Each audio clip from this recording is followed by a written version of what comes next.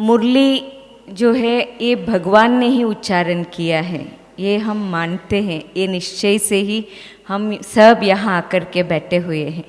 लेकिन फिर भी कई नए जो जिज्ञासु है उनके मन में प्रश्न आता है कि हम कैसे माने, क्योंकि बहुत सारी संस्थाएं हैं सारी दुनिया में कि वहाँ पे भी जो महानुभाव लोग हैं वो भी उनके भी उपदेश होते रहते हैं और यहाँ बाबा की भी हम मुरली सुनते हैं।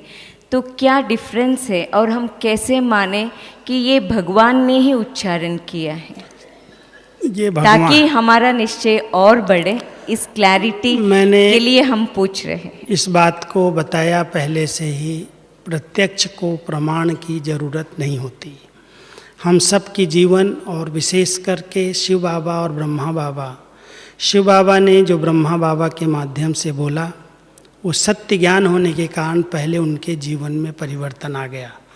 पूरे जीवन में जो उनके अंदर लौकिकता थी, जो पारिवारिक जीवन थी, जो धारणाएं होनी चाहिए, जब शिव बाबा प्रवेश हुए उसी दिन से उनका पूरा जीवन बदल गया।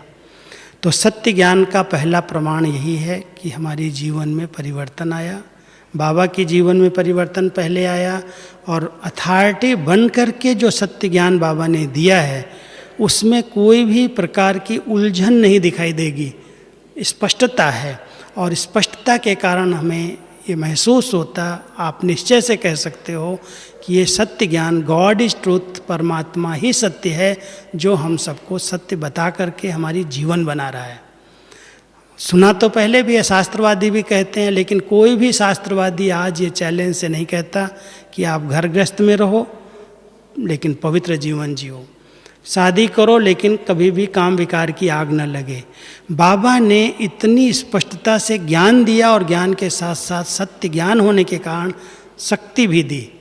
तो ये सब जो जीवन बनाई परिवर्तन की, जो आज हम इतने निर्व्यसनी जीवन जी रहे हैं, इतने पवित्र और योगी बन करके रह रहे हैं, ये सत्य ज्ञान का प्रत्यक्ष प्रूफ है और परमात्मा ने पढ़ाया है। इसलिए हम सब कह सकते हैं अथॉरिटी से कि हम कहीं भी किसी भी तरफ किसी भी ज्ञान को हम समझ करके बता सकते हैं ये मनुष्य आत्माओं का ज्ञान है और ये स्वयं परमात्मा का ज्ञान है।